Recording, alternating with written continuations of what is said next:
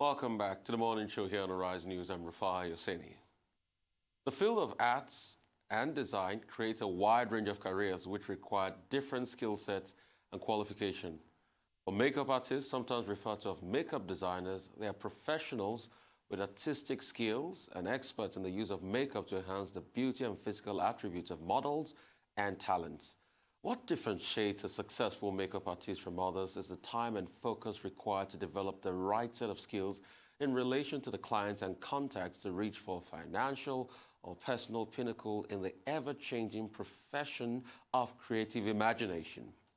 Having worked on renowned celebrities such as Debbie Bright, Larry Lamb, George Lamb, Lydia Bright, and Paul Potts, to mention a few, professional makeup artist and hairstylist Lucy Rose is a trained makeup artist who has worked with multiple award-winning celebrity makeup artists before becoming a powerful brand of her own. Welcome, Lucy. Great to have you. Lucy, how are you doing? I'm okay, thank you. Great, great, Lucy. Can you just tell me a little bit about your craft? I mean, because this is an art itself. This is a work of art itself, and it's just amazing and different from other fields of art. It's a job that I feel really, really passionate about. I started with art. I used to be an artist, and I would always paint and draw. And then I decided to paint faces instead of paint paper. And I enjoyed that even more. I enjoy making other people feel happy, and I think that's where the passion from it comes from. Just giving someone that extra confidence boost and really making like the appearance and the way that someone feels about themselves. If I can make them happy, then that makes me happy. So making them happy pretty much inspires you, but you had to go through a lot of training before you got to where you were. I mean, can you tell me what the process is like? Yeah, so I started off just doing friends and family growing up, and then after I left school, I went to college. I studied at East Surrey College in Red Hill, and I completed a course there on makeup. I then went back a year later and completed another course doing hair and media makeup for film and television. And then once I'd completed all my courses, I then decided that I wanted to expand my experience even more and get more skill. I then would research a lot of celebrity artists and do some extra classes, and it just sort of picked up from there until I was really noticed and asked to do some celebrities, really. All right, so cumulatively, you had like 5 years of training in this, and all of this prepared you. But as it is with makeup and other forms of art, you know, you keep growing and you keep getting stronger as you go on. I mean, what are the lessons you've picked up along the way?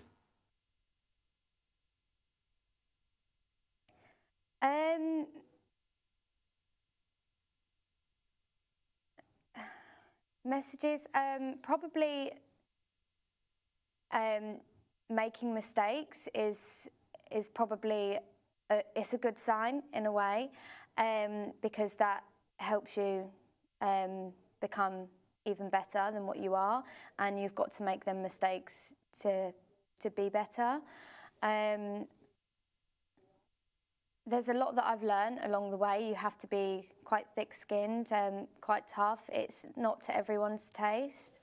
But yeah, the majority of the people seem to have like a really, really positive response to it all. All right, let's talk a little bit about making mistakes and as it relates to perfecting your craft. I mean, you've done some things at some point in time where you felt, oh, this was not really good. And I'm sure that thing in turn pretty much helped you perfect your craft. So let's talk about, you know, initial mistakes you made as regards your designs and your craft and how that helped you a great deal, you know, to perfect your craft. You know, pretty much we're modeled after some mistakes we make, really. So in terms of mistakes, there are so many mistakes you can make with makeup. Using the wrong products, you have to make sure that the products are right for that skin type, that they're used in the right technique. And sometimes if you put two products together and you put them on someone's skin that isn't suited for that product, then it won't sit quite as well as you want it to. But it is really trial and error. And I think knowing about the products and the techniques and the ways of doing it and just having that artistic eye really helps. Just enhancing everyone's like beauty. I'm really excited about the putting together of the product and you know, making mistakes as this go ahead, as this go along, pretty much. Can you tell me, like, in specific terms, you know, things that have, you know, that you have learned from? So take, for instance, you put a product that is not the skin type of the person. Did you learn another evolutive way of putting the products in a certain way again? I mean, just be specific. I'd like to know more about your craft because it's really exciting and engaging craft. Sorry, can you just repeat that again for me, please? So can you tell me, I mean, in very clear terms, take, for instance, color complexion, color blocking and things like that in makeup, the mistakes you've made and how you've been able to, you know, create sort of an invention from the mistakes you've made.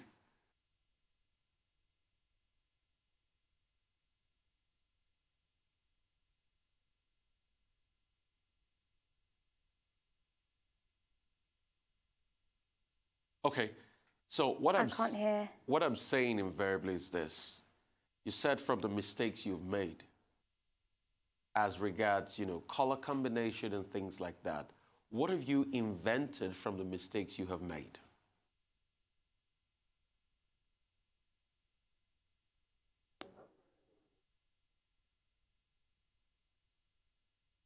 I can't hear. Okay. So we'll get across back to her very soon. We'll get across to Lucy very soon and talk more about this, about the arts. Because amongst other things, pretty much, I mean, I'd like to ask Lucy very important questions about makeup for artists, for celebrities, the film and movie set. Okay, so excellent, Lucy. So, Lucy, what are the things you have learned? What are the things you have learned or the things you've invented from making mistakes as regards color combination and things like that? So the mistakes that I've learned in terms of color combination, a lot of products like foundations, they will oxidize. So you can put them on the skin and they will look great on the client, but a few minutes later or 10 minutes later, they will appear a lot darker than what you initially first applied them. So that is also something to bear in mind. And also when I'm doing makeup backstage as well, I have to bear in mind lighting. So once on stage or on camera, or flash photography, anything like that, when I'm doing weddings or TV or anything, I always have to bear in mind that that does affect the complexion as well. All right, so you make up people for a broad range of events. So take, for instance, what's the experience like making people up for weddings, for instance?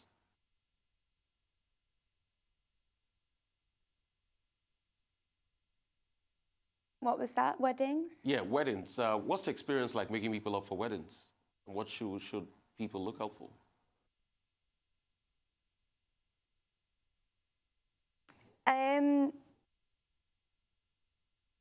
I didn't get the first bit. I only caught the last bit of what you said. I mean, what's the experience like making people up for weddings? Oh, it's brilliant. That's probably one of my favourite things to do. Just for that one day, to make them feel the best they've ever felt in their lives. It has brought me to tears on many, many times. that's definitely one of my favourite parts of my job, is definitely making up the bride on her wedding day and making her feel her absolute best that she can be. All right. So let's talk in detail now about contemporary makeup designs in this century. How has it changed? You know, has it different from what we used to have before? Has it changed? Definitely. Makeup throughout the years has changed drastically. I mean, now it's all about the glowy skin, whereas a few years ago, a lot of people like to keep it very matte, no shine on the skin or anything, whereas quite often now there is so much highlighter, a lot of like natural glow, and quite bronzed, just that really nice sun-kissed look, healthy, natural glow. And like a fluffy textured brow instead of quite defined thin brow. So it changes all the time with makeup, and it's really important to keep up with the most current makeup trends as well. Great. So I also want to ask you real quickly, what has been your experience, you know, making people up for movies, for instance, or for other works of art, for a theater or a drama? What has been that experience?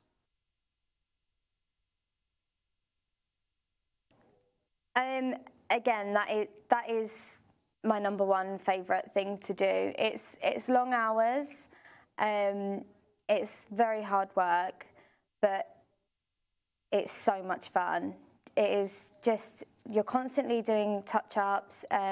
It's a lot more makeup than what you would normally apply. Okay, Lucy, I'll go for a quick break. I'll come back and I'll talk to you more about this. Just stay with us right here, still on Arise News. All right, still a morning show here on Arise News. My name is Rufai Hussaini, and we're still talking to Lucy Rose. Lucy Rose is a makeup artist in the UK. We've been talking about contemporary makeup designs in general. And very soon we'll be delving into the conversation on the business of makeup itself. So before we went on the break, we were talking to Lucy, and I was asking Lucy, how is it like, you know, making up somebody on movie sets and getting them to look really special on that movie set to be able to portray that role? What is it like? It's quite an honour to have such a role like that. Although we are backstage a lot, it's seen a lot on camera, so it is very, very important. And a lot of the, like, any mistake that you make will show up. So I feel like there's a lot of pressure, and it's a very hard job, but it's very, very fun. Okay. Another part I want to talk about is the money parts. You know, the financial viability part to it. How is the business of makeup like? How's it like?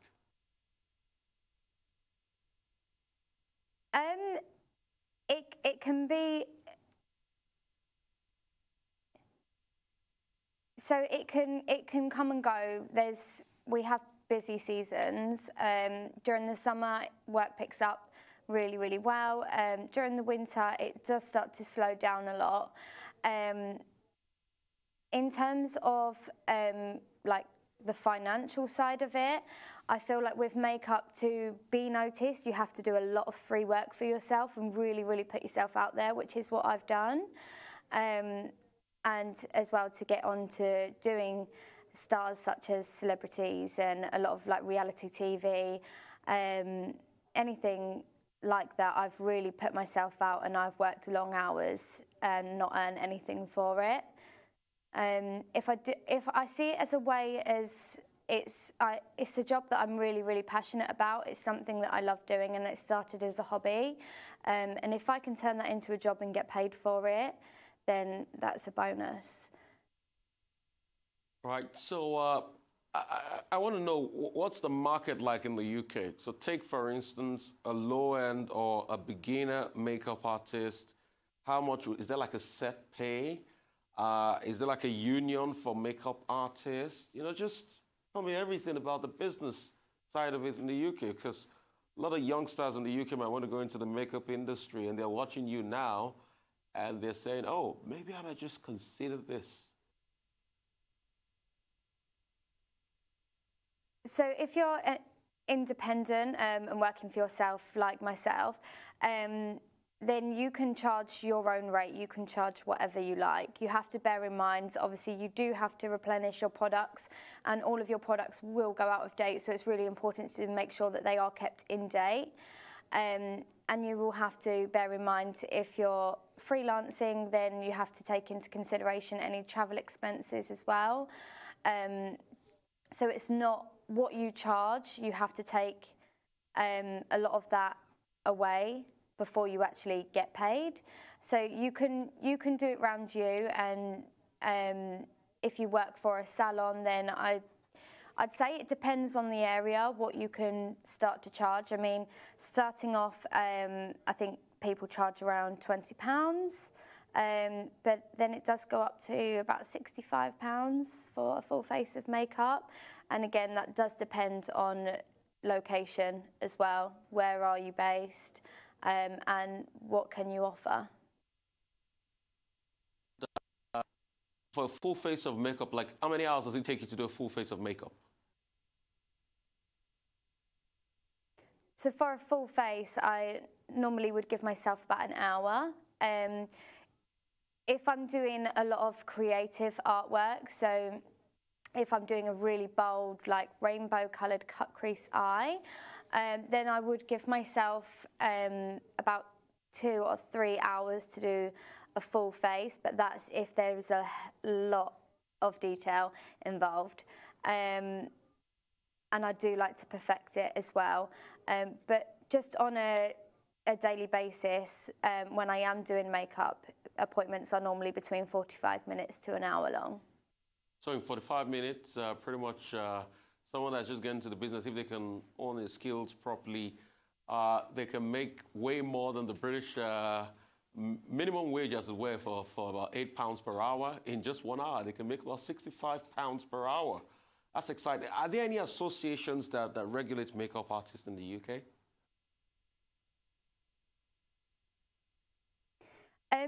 To be charging that price, you would have to have a lot of experience.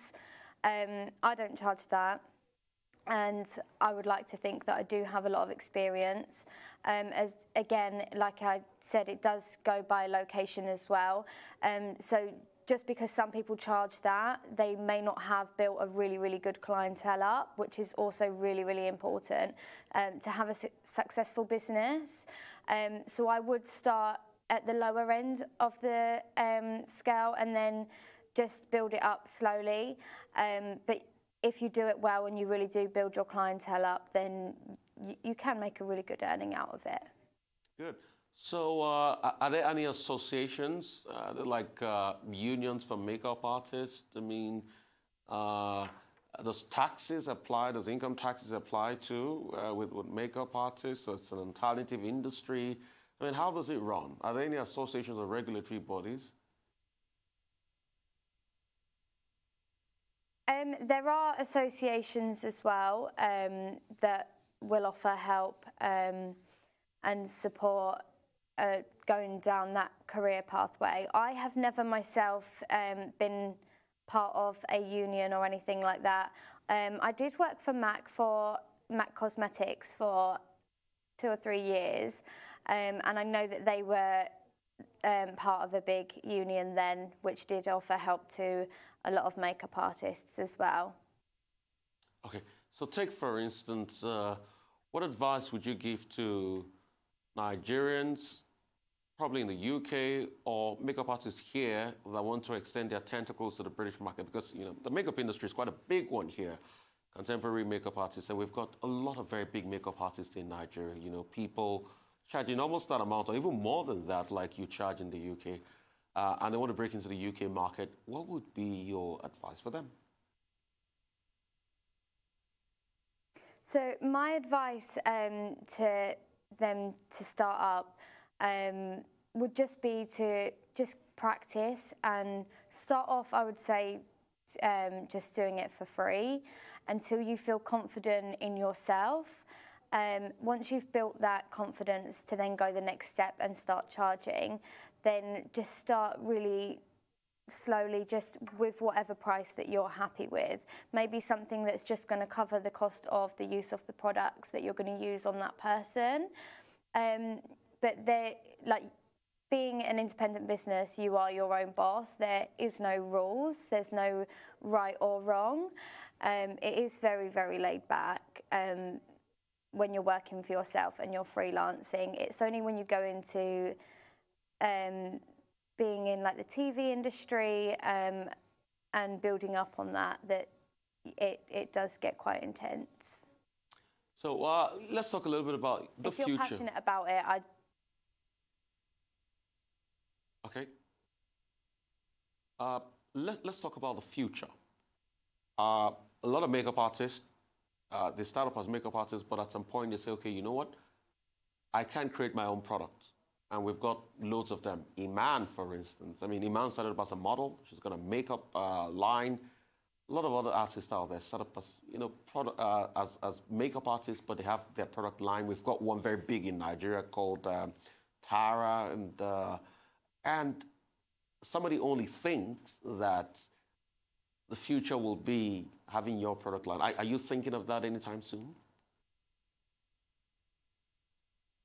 Definitely in the future, I would love to be able to bring out my own makeup brand, design my own products.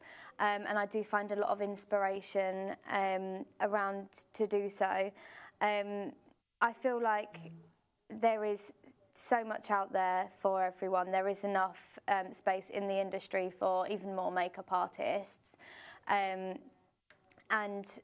I just would like to sort of follow the way that I'm going now, down into the TV route and working backstage and just see how that goes, and hopefully it really, really picks up. But a lot of TV work is where I would like to be. And I feel like with the help of Creative Kick, they do make that possible for any young person to be able to have a career like that in the creative industry. Let's talk about the Creative Kick event. The United Nations has got something to do with this, and it's all about giving back to the society. What would you say as being your, most important push to give back to the society? So on Saturday coming up, there will be a big event in Streatham Hill. And that's really just to get together all the youth and really help them and support them in making the right career choices and give them as much inspiration as possible.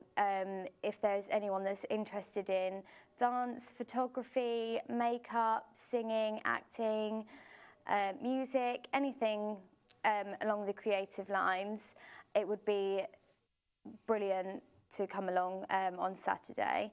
And there is more information about it as well. It will start at 5 p.m. sorry, in Streatham Hill. And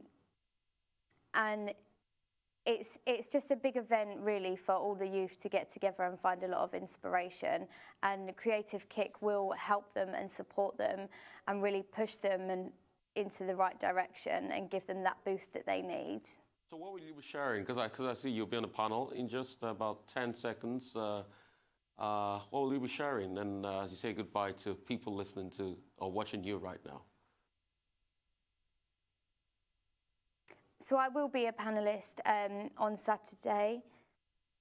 I will be there and I will be helping in every way that I can and supporting all the youth.